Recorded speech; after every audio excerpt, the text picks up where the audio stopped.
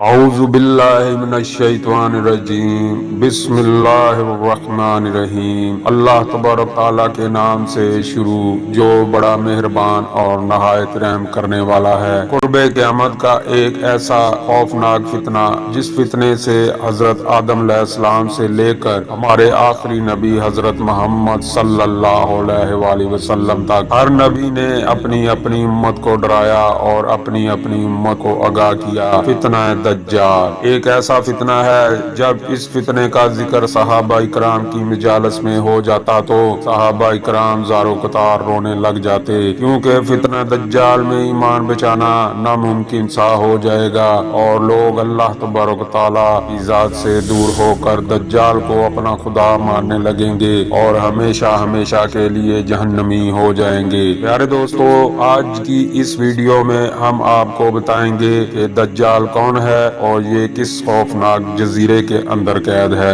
اور یہ اس جزیرے میں بیٹھ کر قیامت کا انتظار کیوں کر رہا ہے۔ اور جب ایک صحابی رسول اللہ صلی اللہ علیہ وآلہ وسلم نے دجال سے ملاقات کی تو دجال نے اس سے کون کون سے پراسرار باتیں کی اور دجال کو اس قید سے کب رہا کیا جائے گا اور یہ دنیا میں آ کر کس طرح فتنہ فساد پھیلائے گا۔ پیارے دوستو، ان تمام تر سوالات کے جوابات قرآن و حدیث کی روشنی میں آج کی اس ویڈیو میں ہم آپ کو بتائیں گے۔ پیارے دوستو، سب سے پہلے بات کرتے ہیں کہ دجال کی پہچان کیا ہوگی اور دجال کی شکل و صورت کیسی ہوگی جس کے ذریعے قرب قیامت میں مسلمان دجال کو پہچان سکیں گے۔ روایت میں آتا ہے کہ دجال ایک چھوٹے قد کا بدصورت انسان ہوگا جو ایک آنکھ سے اندھا ہوگا، اس کی دونوں پاؤں ٹیڑھے ہوں گے، اس کا جسم بالوں سے بھرا ہوا ہوگا اور اس کے سر کے بال گھنگریالے ہوں گے،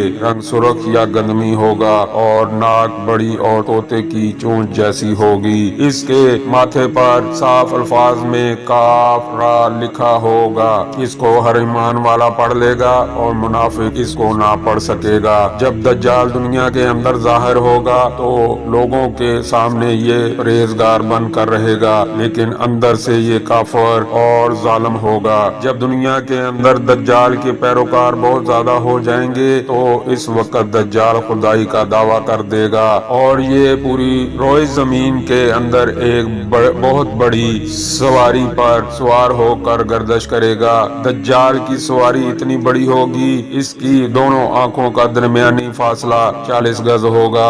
دجال بے انتہا طاقتور ہوگا، یہ زمین کو حکم دے گا تو وہ سبزہ اگائے گی اور انسان کو حکم دے گا تو وہ بارش برسائے گا اور اس کے پاس بے شمار خزانے ہوں گے اور دنیا کی تمام نہروں پر اس کا قبضہ ہوگا۔ اس کی اجازت کے بغیر کوئی بھی پانی نہ پی سکے گا اور یہ دنیا کے اندر 40 دن فتنہ فساد پھیلائے گا۔ پیارے دوستو، دجال کون ہے اور یہ کیسے پیدا ہوا، اس کے متعلق مختلف روایات ملتی ہیں۔ ایک روایت کے مطابق دجال حضرت آدم علیہ السلام کے دور سے ہی ہے، اس دنیا میں موجود ہے اور یہ قرب قیامت میں ظاہر ہوگا۔ اور ایک دوسری روایت کے مطابق دجال حضرت سلیمان علیہ السلام کے دور میں جنات اور انسانوں کے ملاپ سے پیدا ہوا اور اس کے ماں باپ کو اس دور میں قتل کر دیا گیا اور اس کو ایک خوفناک جزیرے کے اندر قید کر دیا گیا۔ اور ایک روایت کے مطابق دجال ابن سیاد کو کہا جاتا ہے۔ ابن سیاد وہ شخص تھا جو حضور اکرم صلی اللہ علیہ وآلہ وسلم کے زمانہ اقدس میں موجود تھا اور اس کے اندر دجال جیسی بہت ساری نشانیاں موجود تھی، جس کی وجہ سے لوگ اس کو دجال سمجھنے لگے اور اس کو دجال کہا جانے لگا۔ پیارے دوستو، مسلم شریف کی حدیث پاک میں آتا ہے کہ ایک مرتبہ حضور اکرم صلی اللہ علیہ وآلہ وسلم نماز کے بعد ممبر پر تشریف لائے اور آپ صلی اللہ علیہ وآلہ وسلم نے لوگوں کو اپنے پاس رکنے کا کہا۔ حضور اکرم صلی اللہ علیہ وآلہ وسلم نے ارشاد فرمایا کہ میں نے تم لوگوں کو اس بات کے لیے جمع کیا ہے کہ میں تم لوگوں کو تمیم داری کا قصہ سناؤں۔ تمیم داری جو کہ پہلے نصرانی تھے اور اب وہ میرے پاس آ کر مسلمان ہو چکے ہیں، انہوں نے مجھے ایک قصہ بیان کیا ہے جس کو سن کر میں خوش ہوا اور میں یہ چاہتا ہوں کہ یہ واقعہ میں آپ لوگوں کے ساتھ بیان کروں، جس سے دجال کے متعلق میرا بیان تصدیق ہو جائے گی۔ چنانچہ حضور اکرم صلی اللہ علیہ وآلہ وسلم نے ارشاد فرمایا کہ تمیم داری نے مجھے بتایا کہ ایک دن وہ ایک بہت بڑی کشتی پر سوار ہوئے۔ ان کے ہمراہ قبیلہ لقم اور قبیلہ جزم کے 30 لوگ بھی موجود تھے، اور یہ سب سمندر میں سفر کر رہے تھے کہ سمندر میں طوفان آ گیا۔ اس سفر کے دوران یہ طوفان 30 دن تک جاری رہا۔ اس سفر کے دوران ان کے نظر ایک جزیرے پر پڑی۔ اس جزیرے کو دیکھ کر یہ لوگ بہت خوش ہوئے۔ یہ لوگ کشتیوں میں بیٹھ کر اس جزیرے کی طرف چلے گئے۔ جب یہ لوگ جزیرے کے قریب پہنچے تو ان لوگوں نے ایک عجیب و غریب جانور دیکھا جس کے جسم پر بہت زیادہ بال تھے۔ ان لوگوں نے اس جانور سے پوچھا کہ تم کون ہو؟ تو اس نے جواب دیا کہ میں دجال کا جاسوس ہوں، اور اس جزیرے کے اندر ایک بندہ ہے جو تم لوگوں کا بڑی بے چینی کے ساتھ انتظار کر رہا ہے۔ حضرت تمیم داری رضی اللہ تعالیٰ عنہ بیان فرماتے ہیں کہ جب ہم لوگ اس گرجے کے اندر داخل ہوئے تو ہم نے ایک خطرناک انسان کو دیکھا۔ اس سے پہلے ہم نے ایسا شخص زندگی میں کبھی نہیں دیکھا تھا۔ اس کا سارا جسم زنجیروں سے بندھا ہوا تھا۔ ہم نے اس سے پوچھا کہ تم کون ہو؟ تو اس نے جواب دیا کہ تم لوگوں کو میرا پتہ چل جائے گا، پہلے تم بتاؤ کہ تم لوگ کون ہو۔ تو ہم لوگوں نے جواب دیا کہ ہم عرب کے لوگ ہیں، اور ہم سمندر میں سفر کر رہے تھے کہ طوفان آ گیا۔ اسی طوفان میں ہم کو یہ جزیرہ نظر آیا اور ہم اس جزیرے کی طرف چلے آئے۔ اس کے بعد اس عجیب و غریب شخص نے ہم سے یہ سوال کیا کہ بسان کی کھجوروں میں پھل آتا ہے یا نہیں؟ تو ہم نے جواب دیا کہ بہت پھل آتا ہے۔ تو اس شخص نے جواب دیا کہ عنقریب پھل نہیں آئے گا۔ اس کے بعد اس شخص نے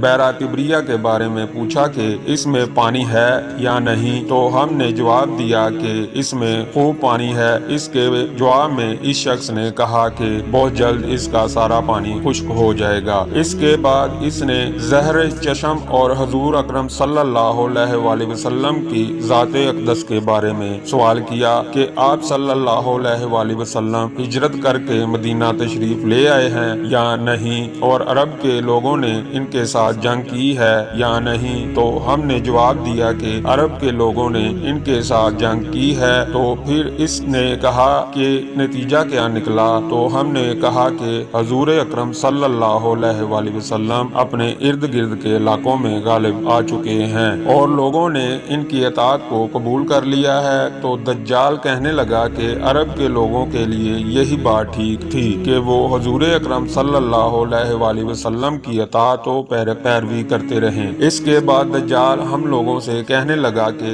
اب میں تم لوگوں کو اپنے بارے میں بتاتا ہوں۔ اس کے بعد اس خطرناک شخص نے بتایا کہ میں دجال ہوں اور میں بہت جلدی اس قید سے آزاد ہونے والا ہوں۔ دجال نے کہا کہ میں آزاد ہو کر 40 دن کے اندر اندر پوری دنیا میں تباہی مچاؤں گا، اور میں مکہ اور مدینہ کو چھوڑ کر پوری دنیا کو تباہ کر دوں گا۔ پیارے دوستو، اس واقعے کو بیان کرنے کے بعد حضور اکرم صلی اللہ علیہ وآلہ وسلم نے اپنا عصا مبارک کو منبر پر مارا اور فرمایا کہ یہ وہ مدینہ ہے جس میں دجال داخل نہیں ہو سکے گا، اور حضور اکرم صلی اللہ علیہ وآلہ وسلم لوگوں سے فرمانے لگے کہ میں تم لوگوں کو یہی بتاتا کہ دجال نے تو نہ شام کے سمندر میں ہے اور نہ ہی یمن کے سمندر میں، بلکہ وہ مشرق میں ہے۔ اس کے بعد حضور اکرم صلی اللہ علیہ وآلہ وسلم نے مشرق کی طرف اشارہ کرتے ہوئے فرمایا کہ دجال مشرق کے جزیرے میں قید ہے۔ پیارے دوستو،